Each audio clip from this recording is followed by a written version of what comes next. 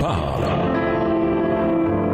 Chaque jour, Charles et Carole vous présentent la leçon de l'école du sabbat.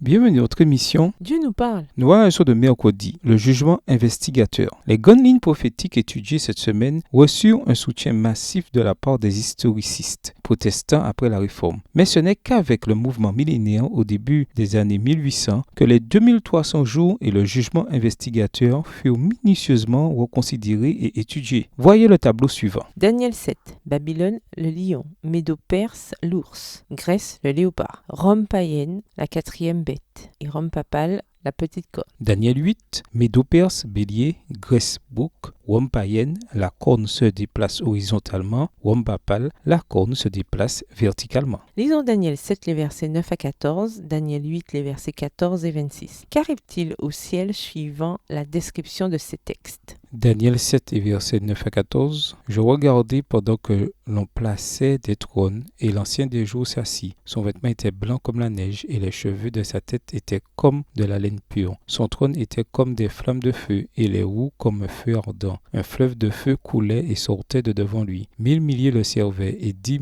000 millions se tenaient en sa présence. Les juges s'assirent, et les livres furent ouverts. Je regardai alors à cause des paroles arrogantes que prononçait la corne, et tandis que je regardais, l'animal fut tué, et son corps fut anéanti, livré au feu pour être brûlé. Les autres animaux furent dépouillés de leur puissance, mais une prolongation de vie leur fut accordée jusqu'à un certain temps. Je regardai pendant mes visions nocturnes, et voici sur les nuées des cieux arriva quelqu'un de semblable à un fils de l'homme. Il s'avança vers l'ancien des jours, et on le fit approcher de lui. On lui donna la domination, la gloire et le règne, et tous les peuples, les nations et les hommes de toute langue le servirent. Sa domination est une domination éternelle qui ne passera point, et son règne ne sera jamais détruit. Daniel 8, les versets 14 et 26. Et il me dit 2300 soirs et matins, puis le sanctuaire sera purifié. Et la vision des soirs et des matins dont il s'agit est véritable. Pour toi, tiens secrète cette vision, car elle se rapporte à des temps éloignés. Après la période de persécution médiévale qui s'est terminée en 1798 avec l'arrestation et l'emprisonnement du pape par le général Berthier de l'armée napoléonienne, Apocalypse 13, verset 3, Daniel 7 et 8 parlent de jugement. Le jugement doit avoir lieu au ciel où les juges s'assirent. Daniel 7, verset 10. Et quelqu'un qui ressemblait à un fils de l'homme est venu avec les nuées du ciel et s'est avancé vers l'ancien des jours. Daniel 7, verset 13, version second 21. Il s'agit d'une scène de jugement qui survient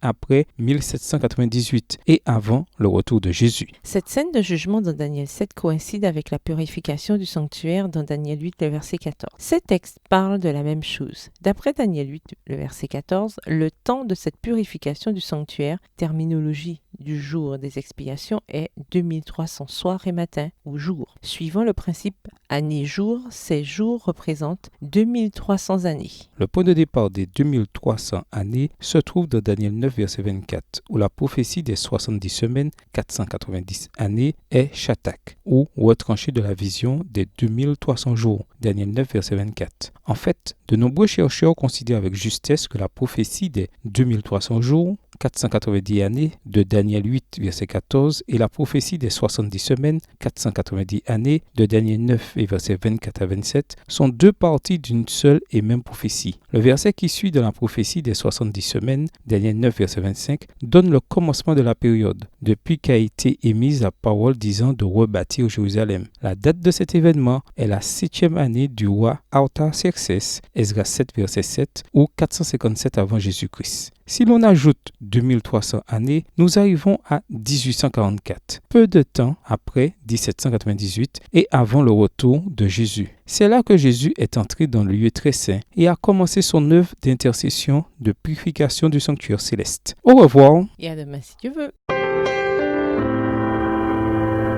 Dieu nous parle.